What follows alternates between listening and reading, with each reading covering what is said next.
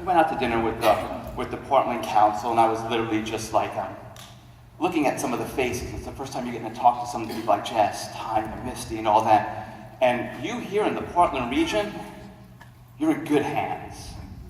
You're in good hands with the leadership that you have. Natalie and all the coaches that are out here are really working hard to make sure that you guys are getting the best trainings, the best gatherings, the best things you have. So you better start believing that, yes, you can do whatever you want out there. And I started to also be like, wow, so sitting next to Joel, new superstar trainer that's coming your way, and I was getting a chance to finally like talk, and I'm just like, real deal. He's also got a message.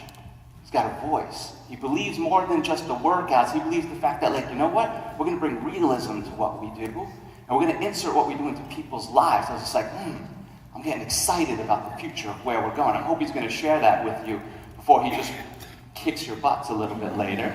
But I was like, okay,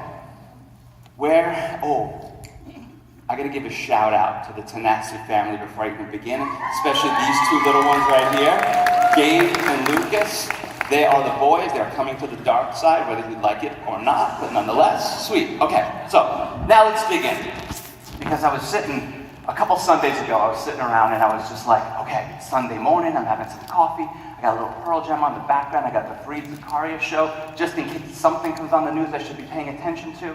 And I'm like, when am I going to get this rare opportunity to share with the Portland Council? Because it's like, it's a little bit non-corporate event. Nobody decided to check my content. I was like, sweet, nobody actually decided to check what I'm going to really be talking about. But I'm like, awesome. That's slightly dangerous, but slightly good at times. That I was just like, okay. But what am I going to anchor this message to? What am I going to be like, okay, if we're going to get these coaches in the right mindset about where they can go, what am I going to anchor this to? I need some inspiration. I need something to come. And then all of a sudden, an interview comes on the show. And it's this gentleman right here, Pierce Sellers. He's an astronaut and a NASA scientist. And he's been to space 3 times. More than some people leave their hometowns. He's been to space. And I'm like, I missed like the whole intro, so I'm like, why am I paying attention to this? Why am I sucked into this guy's story? And I'm just like, I want to know what's the anchor to this thing here. Where's he going with this? And then he's just like, not only have I been to space 3 times, I've walked out space. I've been on walks, so I'm just like, damn, more than some of our clients walk around the neighborhood. Like, I'll venture out into space, free floating out there. And I was just like, all right, I'm really liking this guy. And I'm like, he's gonna have something great to say. And all of a sudden, he's just like, you know what? I have a view of the world. It is unlike what many people sometimes see. Because he's like, I've seen 10,000 sunrises and sunsets in my life so far. Because every 90 minutes when I was in space, there's a new sunrise. And I was just like, dang, what does this guy think of the world? He's seen it revolve 26 times faster than we ever do. So I'm just like, I'm just waiting, where are you going with this? And then he's just like, you know, I've seen at night the lights of humanity and where they've gone, where they've spread to, and I can see where our human beings are and where we still have yet to go. I've seen hurricanes dance across the seas. And it makes me value what we think of, what we're going to do with our lives in this time. Because just last year, he was diagnosed with stage 4 terminal pancreatic cancer. And he's asked by the interviewer, like, so what was that like? And he said, well, my brain figured this out in a couple minutes. He's like, I understand time with a capital T now. It's finite. I know exactly what I've got. Because the doctors gave me 500 days to live. A year and a half at most. 500 days. And he's just like, but once my head got past what this means to me, he's like, my heart had to start digesting with, what are you going to do with your time? And he's just like, only 2 things came. He's like, the first thing, I decided it's all about family. I'm going to figure out how to spend as much time as I can with family. It made me think of my family. So when I was creating this, I was like, I'm going to just look at my family because I'm blessed to be able to be like this business gives us the opportunity to live and dream lives with our families. I get to wake up every day and probably to my wife's dismay, never leave the house. Where she's just like, do you ever go? I have gone out 7 days, and yet you're still in your Batman pajamas. And I'm like, that's cool, because I only go out at night when you sleep to save the city. But nonetheless, a little thanks once in a while will be great. But I was just like, awesome. Instead, I'm like, cool, so family, I get that, because isn't that at the core belief that we all have about why we've chosen to get into this business and do what we do, because we believe our time with our family is the most precious thing we can have, and maybe our jobs, maybe the careers, maybe the business. When I owned a small studio when I first got into this industry, into this business, it didn't leave me any time to be with anyone besides clients and at the business, and I wasn't living a lifestyle. So I was just like, yeah, brother, talk your talk, because now I'm with you. Now I'm with you on this core belief that you have. So you're getting me to start being like, I know where you're going. But he's just like, but the next thing, after family, so he's like, I'm going to figure out how in my 500 days I can spend all the time with my family that I want. But he's like, the second thing is he's just like, I didn't think about the big bucket list. I'm going to go travel to Mount Kilimanjaro and scale it. I'm going to go to tropical islands and do this. He's like, that's not what I thought. He's like, I thought, get back to work. Get back to work. I got 500 days left to make a difference, to leave some significance in this world, to leave an impact. I don't got time for bucket list stuff. I got to make sure I make a difference. I was like, brother, you're talking my language. Because isn't this another core belief of why we're in this business? We're out there, more than just a business. We're trying to leave, hopefully, what could be our small dent in the universe, the legacy that we maybe leave behind, the lives that we've changed. But we need that get back to work mentality. Because this doesn't come easy. And that's kind of the false thing that we're sold, that this stuff is going to just happen. Nothing worth earning happens that quick. And I remember when it made me think to a slide at Beachbody Summit that Beachbody had put up once, which described our enterprise here, MLH, multi-level hackers. It's the best definition I've ever heard of network marketing, where we each have the honor to go out and do that. But what I was thinking about is I was like, all right, so if I've got this rare opportunity to work with these coaches in a different way, where not only are we going to look to be like, hey, let's just tell you about how I got into business. That's out there. Let's work on some coaching stuff. Let's work on some teaching stuff. Let's work on some mindset stuff. Let's work on some high performance stuff so you can break free. And maybe for wherever you are, whether you're just beginning, you're going to be like, I needed to know that now. Whether you're stuck, I needed to know that to get through. Whether you're just like, I'm kicking ass, I needed this to get to the next level. Good. That's where we're going. Because I noticed something in the back office that left me a little bit like, we got to address this. We got to address this. Because in the back office, I don't know if you guys are as nerdy as I am about this stuff, but sometimes I was in the back office when I was preparing this, and I noticed that we crossed the 1,000,000th coach mark. And I was like, man, we've had over 1 million people decide to sign on the line, get into this business. Whether they were going to work the business or not isn't exactly the question. It was just, well, we know 1 million people said, I'm going to go out there and do something with this. But yet, we have 420,000 some odd active coaches. It's only 42% of the population that has come through this business that's still going at it. Summit brings typically 25,000 people to it. That's what, 5, 6, 7% of that number? We can do better. We can do better. Too many people are either believing for a short time and then giving up, and we have to address that, or they're just not finding success long enough to believe in themselves to say, I'm going to keep going, and they're on to the next thing. Has that ever worked anywhere in life? We just start, stop, and we're going to talk about that. So I was just like, okay, it's time to show that your business is a little tough love. I have this moment in all my GSRs where I have like 4 expectations and agreements I take all my coaches through. But number 3 is always, if I have to, I'm going to give you some tough love. Because if you're not willing to be coachable and teachable, and you're not willing to allow me to challenge you, you'll always play into just where you've gone. You'll never challenge yourself to go beyond what you've done, so you're always going to get the same results. And is that working yet for you right now? So I tell them, listen, I mean, my whole life I played sports. I was an athlete my whole life, and I was raised in the days of just like, where coaches were just like, dude, that's the way you want to play? On the bench. We were like, okay, coach.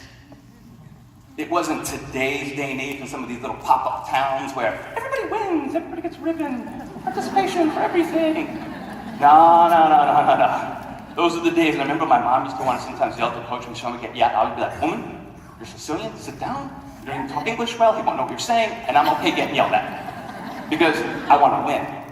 I wanted to play for championships. I think that mentality is where we have to be back to, where we're willing to play for the championship because lives depend on it, and then your lifestyle and your dreams depend on it.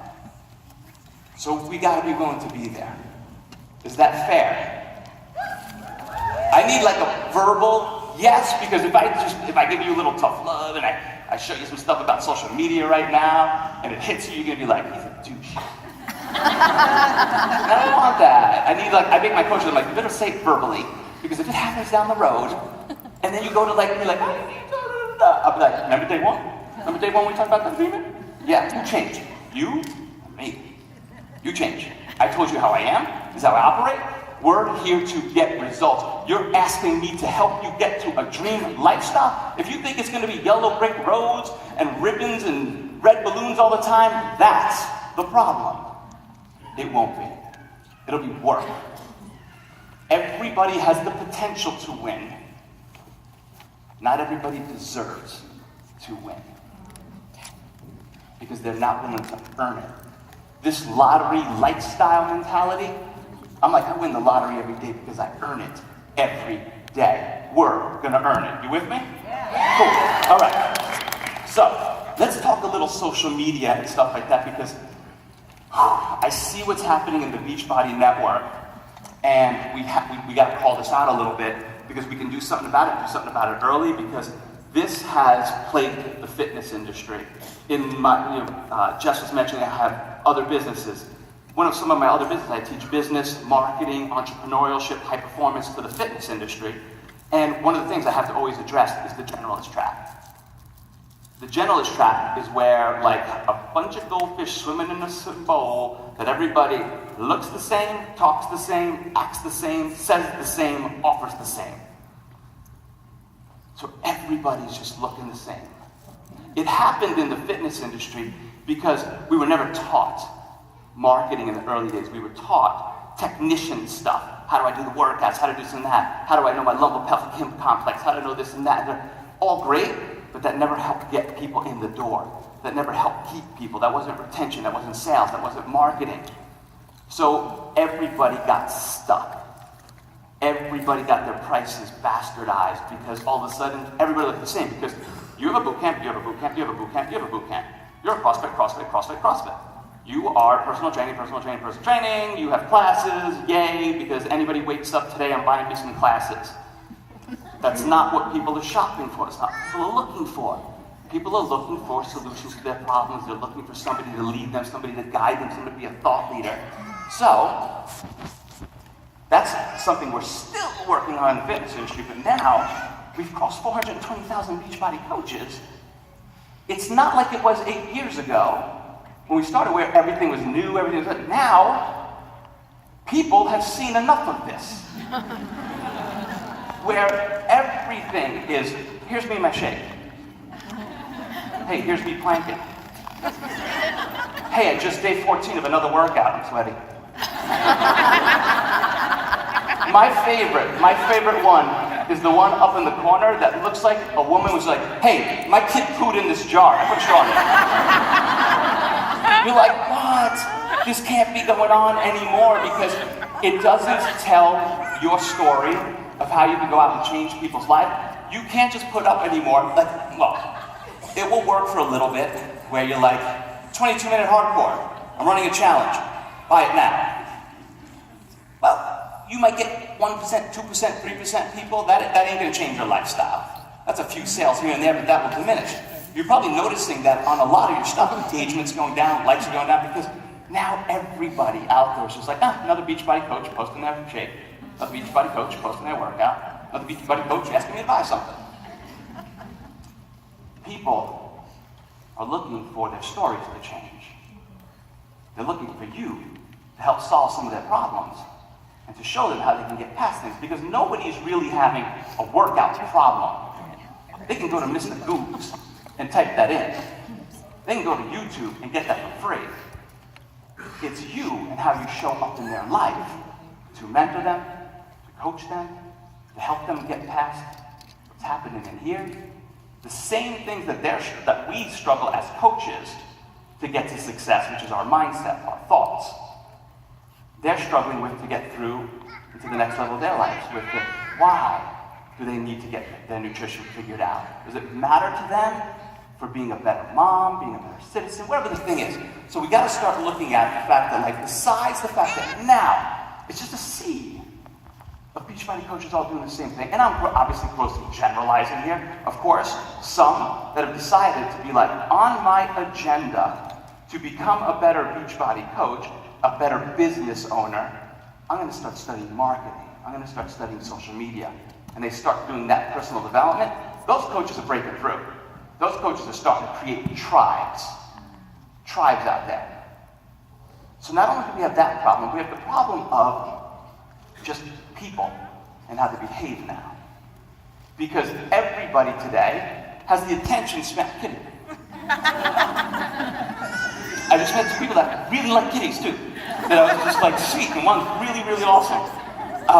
That the issue is you're dealing with people are tired, frustrated, busy, overwhelmed.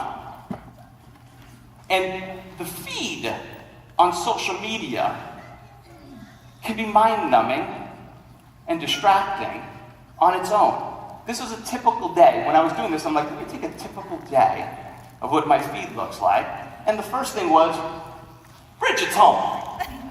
Bridget's home. I don't know who friend of my friend or this and that, their dog was missing. And it was like a chronicle journey of, today was the day we put posters out. Today was the day we did this and that. And Bridget's home. And they're all happy. And honestly, I'm like, that's more interesting than your shape. That's more interesting than your workout, because that's a friend's story that will pull you in. So you're combating your friends' stories. Your shake won't cut through that crap. You're just combating the freaking people out there.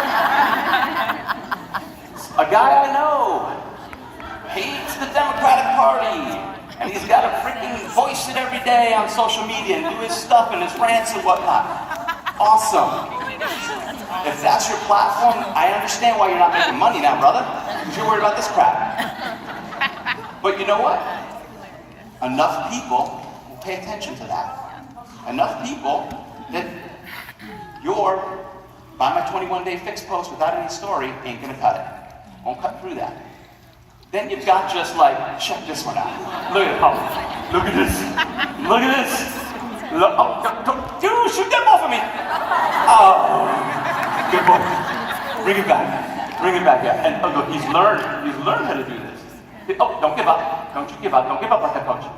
Keep it going. That'll go. That'll go. Oh, just keep going. No. Oh, mistakes happen. Just keep going. No. This is like a coach's story. Don't give up. Just keep doing it. And I've learned to go chase that ball. I love it. That is more entertaining than your shake post. Except if it was the poo one. That one was more entertaining. But we've also just got the fact that out there, other companies are marketing the same people you're marketing. So their marketing might be better, might be interesting, might hit the person at that time and need in place more than yours. So you gotta be like, man, am I paying attention to the fact that people don't have enough attention? Am I being interesting enough, unique enough, helpful enough, useful enough to cut through that? And then you just got people's spouses, family. Once a year, my wife makes a post. I just happened to be there that year. I was like, all right, finally she posts about me. It's something nice. It's not like, I'm posting another pop sugar workout, whatever. But I make it. But Your people's prospects and all that have their families, have their spouses that they're paying attention to more than your workout posts. So we got to fix some social media. Now, I can't be like, we're going to do a whole social media lesson here, but I'm going to at least give you a little bit of a formula to try to help you out, to try to do something so you can show up a little bit different. So, how do you show up different? First thing, you got to have a personal story. Every one of you is unique. Every one of you is special in some way as to you've learned something. You have a story for why you chose to start cleaning up your nutrition, doing your workout, starting to just change your life circumstance, get out of a job you don't like, whatever. Because out on social media, not only should you be giving people and showing them your life for what you did with health and fitness, but you should be showing to them how you've also decided to start changing your life circumstance. How you decided to start being like, enough with being in jobs that we hate. Why is that story still the frickin' dominating story as compared to what? Get up and build your own freaking future. Be your own boss. Why don't we make that the reality? So I'll start sharing my story long enough until I get you to believe it, until you ask me, how'd you do that?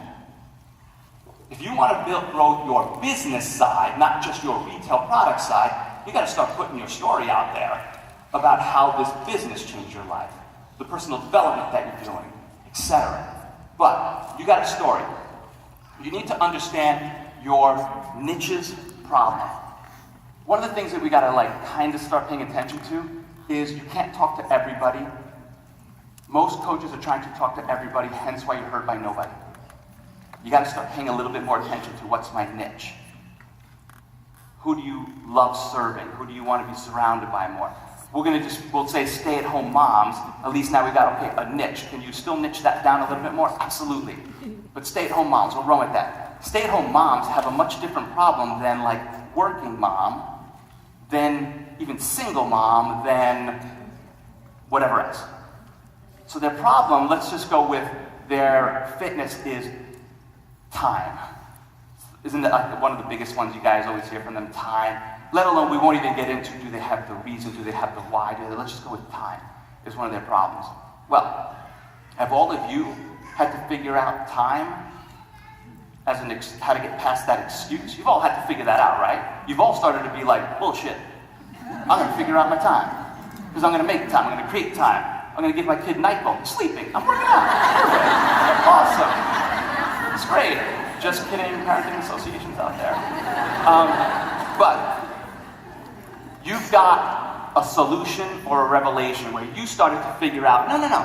I know how to get past time because maybe I learned how to schedule time. I learned how to talk to my spouse and ask him, hey, listen, if you want me to be around and you don't want to be changing this kid's diapers all the time, I need to get healthy.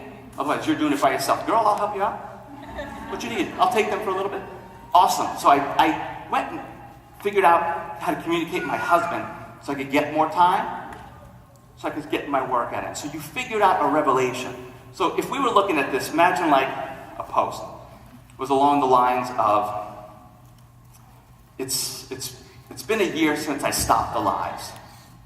So right there, all of a sudden, first of all, you drop something more interesting. Because the person's like, whoa, I'm curious just where this is going. It's been a year since I stopped the lies that I always used to say my kids are the reason I can't get fit. I don't know where I got that from. Maybe it was my mom, because my mom gave up her health for us. I guess that's just where I learned it from. I don't know why I believed that, but then I started to recognize the idea that working out an hour, 2 hours, 90 minutes, it's not real. You can still get fit in 10 minutes, 25 minutes, 30 minutes, 22 minutes now. Sweet. The last year, those 22 pounds that are gone, and now I'm feeling like a better mom, it was worth getting past those lies that I told myself. What about you? You always end with a challenging question, a way to turn it back. It's a way of creating a call to action because you're looking for engagement on your posts. And when you ask a question, the people that are watching you, that are seeing your story and this going on, some will be watching for a long time. And we're going to talk about that in a couple minutes, where it's that time that most people don't want to wait for. They want the ROI today, but in today's marketing, all ROI should be done with eventual return on investment, because it takes longer now to pierce people's attention span because of that phone in your hand. That phone in your hand has made people's attention go down so much that it used to take 5 pieces of information for a person to make a decision. It takes 10.4 now. So are you showing up that much? Or you're like, I did a post once, I didn't post again for another 17 days. Yeah, you sound like who I want to follow. So let's be fair about that. So we gotta be like, okay, now you're starting to see, obviously adding an attractive visual. Can you start posting like that and taking some of the things that you've done in your story, your stuff, and start just using a little loose framework like this, where you start with a story, share and call out a problem, how you overcame it, or how you helped another client or another person overcome it. Doesn't always have to be just about you. But then challenge your audience back. Because some will be like, yeah, God, I used to do that too. My mom did that with us. And maybe that story, because it's emotional, will get them to act. That's what we're looking to do. Here's another example. That creates a unique message. That's useful and helpful. Marketing today cannot just be hype. It needs to be useful and helpful. Because we're in the business of serving others. Business is serving others and helping them cut through their problems, their frustrations, their struggles, to go find their ambitions and aspirations, their wants and their dreams. That's what we're in the business of doing. Here's an example of a coach of mine, Kim, she was an athlete. She was a soccer athlete for her whole life. So she grew up with this soccer athlete mentality, an identity of an athlete. So all she learned in her life was muscle through, muscle through, muscle through. So her workouts were like muscle through, to the point of too much. Her mindset was muscle through. So she muscled through a career as an event planner that she hated, but she muscled through to a 6-figure income. And she was just like, this is where I'm at. It doesn't matter that I hate this, that I hate what I'm doing and whatnot, I'm making a 6-figure income. That's what I'm supposed to be about. Until she decided to redefine strong. What strong meant was knowing how to work out and control yourself and allow recovery. She redefined strong as the courage and the bravery to not keep going down a path of unhappiness. And instead, her strength became, I'm willing to take 5 steps back and start a business I love, then keep going down a path of misery. That's strength. That's how she is teaching her tribe to be thinking different.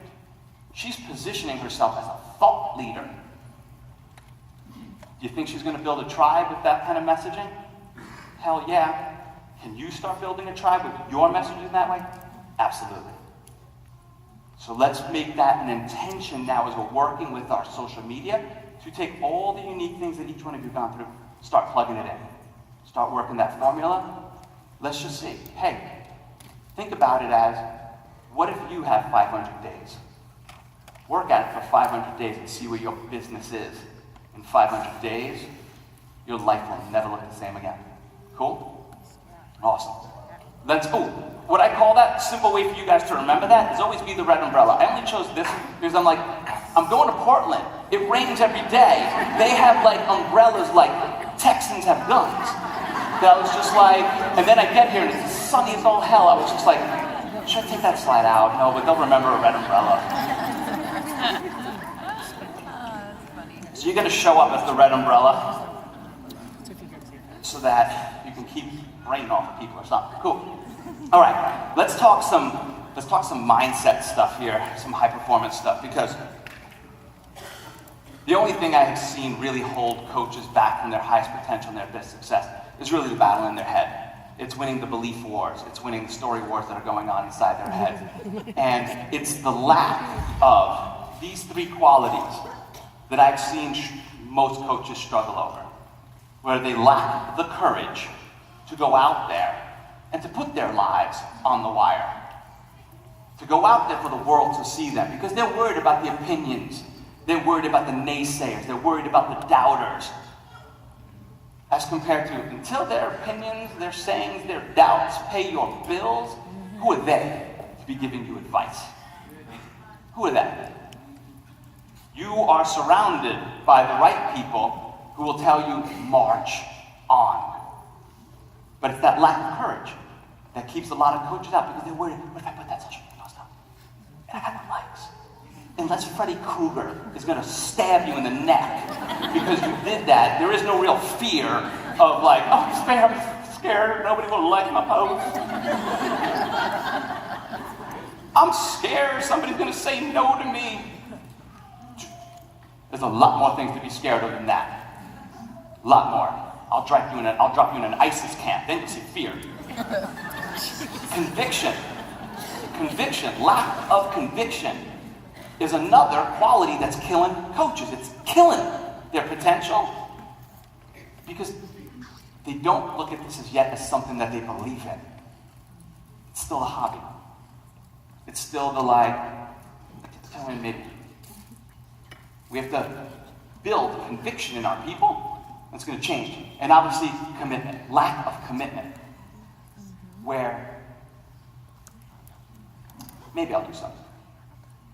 I'm interested in doing something. Big difference between interest and commitment. Interest sounds like a good idea. Commitment is a way of living. So, let's look at this. Courage. Courage as defined as the willingness to live into your authentic self and to be your true self and to put it out for everyone. Because your story could change a person's life. That's courage. I'm not talking about the courage of, because there are many different types of courage. The courage of running into a fire, a burning building with fire on. I'm just talking about the courage to be you and to put yourself out there. That's where we have to get this, because it's that holds us back. Ashley Gibson, who was one of our coaches, she was tired in her life of everybody. She's a military wife. Everybody would come up to her and be like, hey, Staff Sergeant Gibson's wife. Staff Sergeant Gibson's wife. And she's like, I ain't just Staff Sergeant Gibson's wife. I'm a woman, like, hear me roar if you want. I have more identity, I have more of a role than that. And she's just like, I don't think I like living this way anymore. She had 2 kids under the age of 2 when she started the business, all the reason in the world to just be like, I'm too busy, I'm too this and that, but yet she had the courage to get past that excuse and do something with it. She was just like, my kids, because I'm moved all the time as a military wife, the school systems around the government, places that they put us, suck, and I don't want to put my kids into those schools, but I don't have the ability to make choices because we're living on